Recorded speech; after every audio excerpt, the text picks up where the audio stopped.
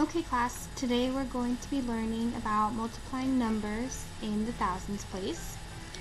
To begin with, why don't we start with reviewing numbers of different value. We have numbers of different value, which we have numbers in the tens, which contain 2 numerals. We have numbers in the hundreds, which contain 3 numerals. And we have numbers in the thousands, which contain 4. And if you remember, the comma in a number of thousands goes after each set of 3 numbers. Also, if you remember, we're going to discuss how to properly set up the multiplication table. Now, which one here looks more correct to you? Right, this problem looks more correct to you because you want to put the larger number on top and the smaller number on the bottom. And you're going to line up the numbers starting from the end. Therefore, the 4 goes under the last number in the top. If you guys remember, we all worked with a multiplication table. This is going to help us today because when we forget a little bit, we can use the multiplication table to figure this out. If you remember, you want to find the first number in your multiplication problem, find the second number, and where the 2 meet, you'll find the answer for multiplying those 2 numbers.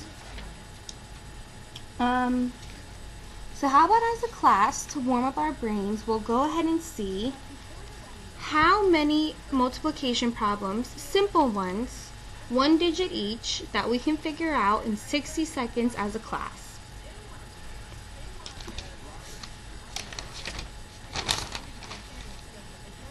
Now we'll move on to the new material. If you see here, I've set up the same multiplication problem twice because there's 2 separate ways that we can figure out the answer. Now with the first one, some of you may find it easier as you're looking at the first problem that there's a multiplication problem here that we're more familiar with, and that's 11 times 3. If we ignore the 2 zeros, we can see that there's just a simpler 11 times 3 multiplication problem. And we all know that 11 times 3 is 33.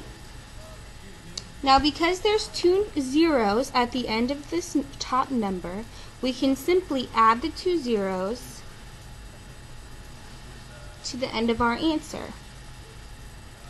And what we want to do is we want to add a comma with the 3 numbers behind it.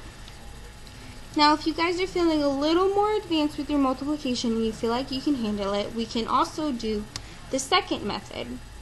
And with the second method, what you're going to want to do is set it up the same way, but you're going to want to multiply the 3 by each individual number of the top. For instance, we have 3 times 0. 3 times 0 is 0. We have 3 times 0, which is 0. We have 3 times 1, which is 3. And we have 3 times 1, which is 3. Add our comma, and you notice we have the same answer for both. Now, whichever method you feel is easier and whichever method you feel more comfortable with is the method I want you to use.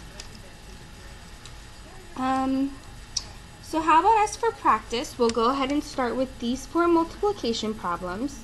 We'll work in groups of 2. I'll call 2 of you up at a time and you can work together and discuss which method you want to use. And as a class, we'll go over them all together and I'll help you with whatever you need help with. And then later on, we'll move on to our worksheet.